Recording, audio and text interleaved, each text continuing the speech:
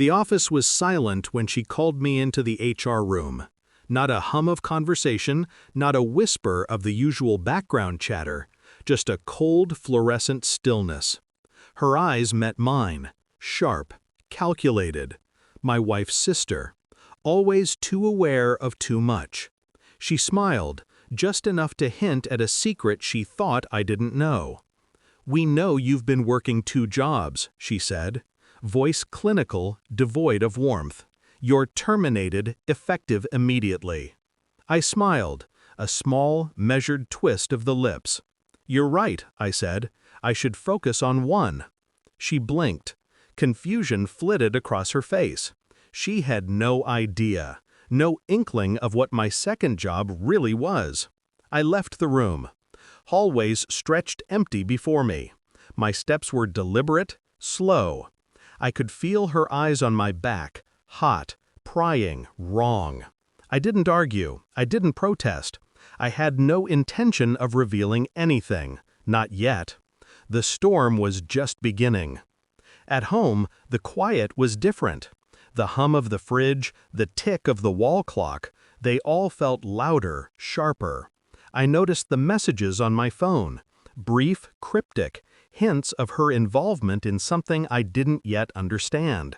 Then the subtle signs at work, files slightly moved, meetings scheduled I wasn't invited to, her casual comments masking something, always masking something. And at home, there was the way she lingered, the way my wife laughed at jokes I hadn't heard, the little things that didn't align, the smell of perfume, not hers. Small traces, easy to dismiss, but they accumulated like poison. I realized, slowly, painfully, that betrayal was not a sudden knife in the back. It was a whisper, a glance, a pattern that reveals itself only when you're quiet enough to notice. I sat alone that night, listening to the city breathe outside my window, calculating. Not a sound escaped my lips, not a single accusation. But inside, my mind was a meticulous machine, counting, comparing, connecting dots. I began observing, quietly, calculated. Phone records, discreet inquiries, timing her appearances, noting her patterns. Every detail mattered, every deviation a clue. The DNA test kit arrived in the mail. I handled it with a casualness I did not feel. 1 swab, a tiny bit of saliva, enough to unravel everything. I mailed it without hesitation, no fingerprints, no trail. Each day I wore my mask, calm at work, attentive at home, polite when she smiled. My rage remained folded, neat, controlled. The world saw nothing, but the inner storm roared.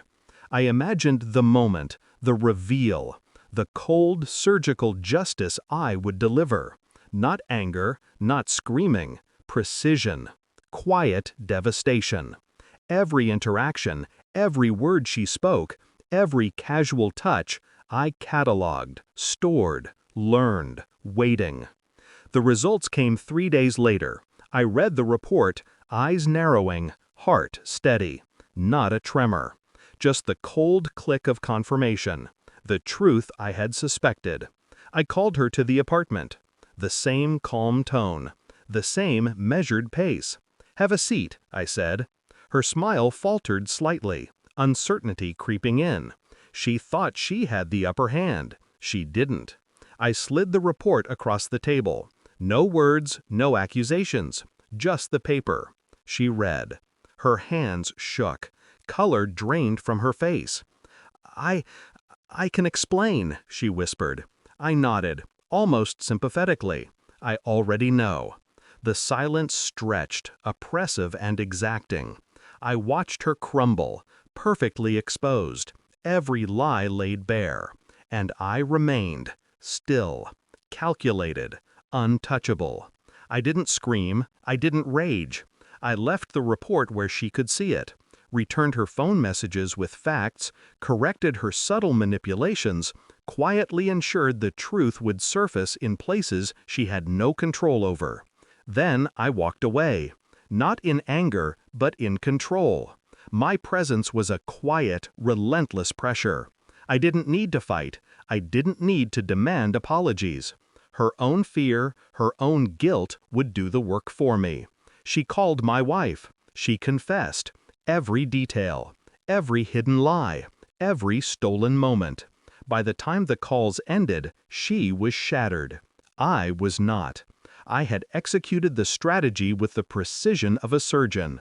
She had no clue that I had always been 3 steps ahead. I watched them unravel from a distance, not from malice, not for revenge, simply because I had reclaimed the truth for myself. My life moved forward, quietly, purposefully. No apologies needed, no reconciliation expected. Just the cold satisfaction of restored order. And as I closed the door behind me, I smiled once more. The storm was over. I remained, untouched, unbroken, free.